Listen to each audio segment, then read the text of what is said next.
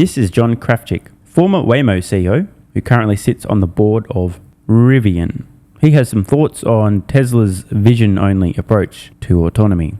Camera-only car, could be a Tesla, could be any car, but imagine that you've just got a sensor system where you've got a 5 megapixel narrow view camera, like our field of view, that gets close to 20/20 vision. 5 megapixel narrow view camera, forward facing, close to 20/20 vision, but it only sees straight ahead. And unlike our eyes, you can't move them left, right, up, down, and it's not attached to a neck. So when people say, well, we drive with 2 eyes in a car, so surely we can drive with 7 cameras in a car without a human driving. It's a false analogy. Our eyes are miraculous, and they have this double gimbal mount here and here that gives it such extraordinary capability. So our vision is so much more capable than the vision of a car equipped with 7 5 megapixel cameras, only one of which is narrow view and all the others are wide view.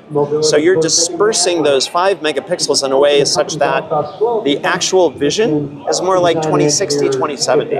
The rest of the cameras in a car like that wouldn't pass a DMV vision test. I'm not really buying this argument. If your front-facing camera is relatively close to the same resolution, capabilities, field of view, blah, blah, blah, as a human eye, just close enough, you already have the most important piece of the puzzle in place. It's true that a fixed forward-facing camera doesn't gimbal. The way you solve this is by having 360-degree camera coverage in the vehicle. If you've surrounded a vehicle in cameras that can see 360 degrees at all times, shout out to being superhuman, you no longer need to be concerned about having to glance to the left or the right or up or into a mirror, or occasionally even maybe turn your head. The only reason that we do that is so we can see where we're currently blind, but 360-degree cameras equals problem solved. Since John decided to go down the human eye's incredible path, which by the way it is, I guess fair's fair, so let's actually talk about the human eye, which he's claiming is vastly superior to a 360-degree camera setup. Maybe you remember this from high school. The human eye has something called the fovea. It is a tiny speck in which we have high resolution, high visual clarity. It's so small. If you hold a thumb out at arm's length in front of you, do it right now. Look at your thumb. That's the entirety of the area in which your eye can see at high resolution with high visual clarity. Everything in your peripheral vision, low resolution, horseshit by comparison. The human brain is very good at tricking you into thinking that you have high resolution vision everywhere.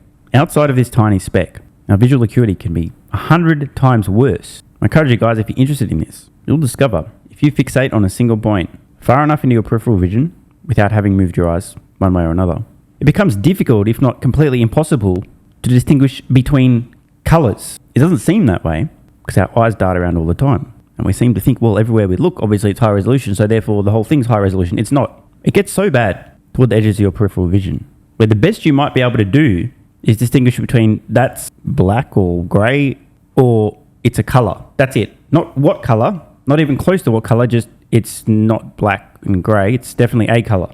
That said, peripheral vision is excellent for detecting motion, changes in the scene, so it has its purpose. But the point that I'm making here is human eyes are actually extremely incredible, high resolution in a tiny speck the size of your fucking thumb, with your arm fully extended in front of you, and that is it.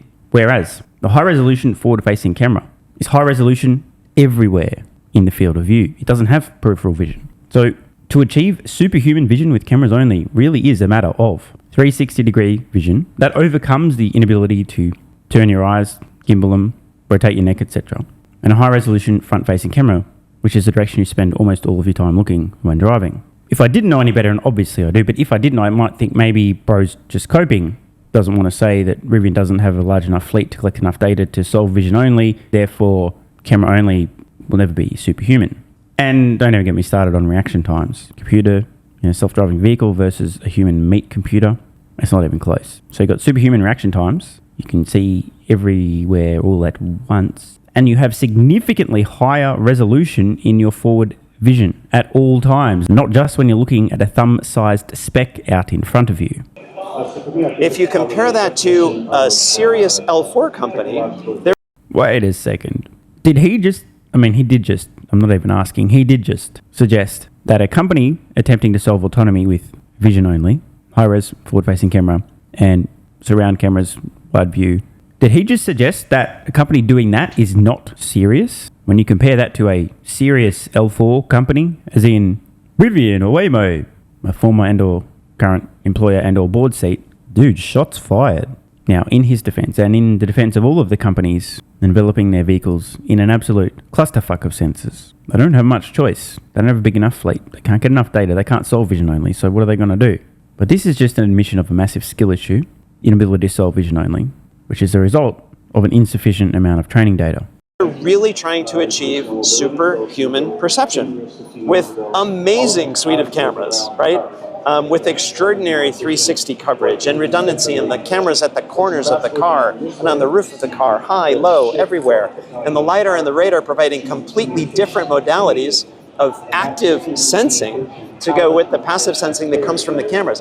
That's truly superhuman. And with that level of data, you can do amazing things, as opposed to a car that really has a bad case of myopia and should be wearing glasses and has a very limited data set.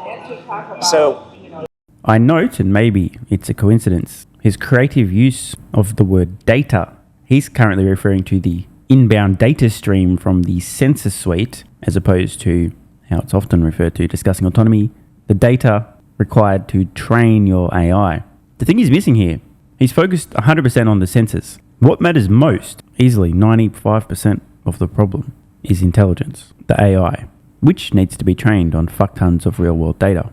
I think that's the challenge that the current iteration of camera-only cars faces, right? They don't have superhuman vision. They just don't. And without superhuman vision, it seems pretty unlikely to me that you're going to achieve superhuman driving capability. If you're not going to achieve superhuman driving capability, why are you even bothering, right? That's the whole point of this. And so, they've been at it for 10 years. Who knows? I could be completely wrong on this, and in 3 months, they're going to have it solved. But I would remain skeptical on that point. Well, you got to respect the humility at the end there. Interesting that he threw out in 3 months as a hypothetical timeline there. It does make you wonder, though, has he not been paying attention to what Tesla's doing? After his beautiful ode to the capabilities of the human eye, I do wonder, has he been using his and believing what he's seeing? We can already see Tesla with vision only operating legally and safely in Austin. And in case anyone is wondering, this is not an old clip that I've just decided to dig up today for the lols, although maybe I'll do that a little bit later.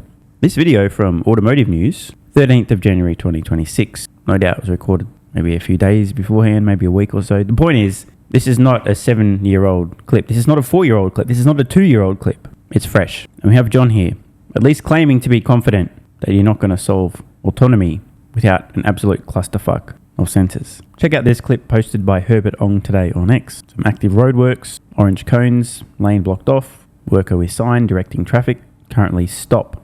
Vision only, just cameras, and of course an extremely large brain, which is the major issue with everyone else trying to solve autonomy. Let's just watch this play out in full, just the last 30 or so seconds. This is real world intelligence. The question I have is, why do we continue to hear people like John claiming that vision only won't work, or most likely won't work? That a shit ton of sensors that humans don't have is a prerequisite to safely solving autonomy, or bizarrely that surrounding a vehicle, 360-degree cameras wouldn't be superhuman. We've seen today in this clip from Herbert, the vehicle without LiDAR, without radar, without sonar, without gaydar. As soon as this sign flips to slow from stop and the arm signal, the vehicle moves. Why did this happen? And the answer is because Teslas have a gigantic brain. It continues to proceed slowly and cautiously as directed, and as soon as the opportunity presents itself, gets back into the right and correct lane. Teslas have big brain energy. Because of this, because of the fleet and the data, which no one else has, the data to train their software to be incredibly capable with just vision. Tesla vehicles have no need to overcompensate for their very small brain, so they don't. Want more content? Early access? Bunch of perks, click the links in the pinned comment. AG1 has been part of my daily health protocol for almost half a decade. It's packed full of vitamins and minerals and helps me fill in nutritional gaps while supporting energy, digestion, and immune function. It also has prebiotics and probiotics to promote gut health. I take my health very seriously, and so should you. Try AG1 today by visiting drinkag1.com/SMR or click the link in the pinned comment and enjoy a free welcome kit with vitamin D3 plus K2 and AG1 travel packs. That's drinkag1.com/SMR.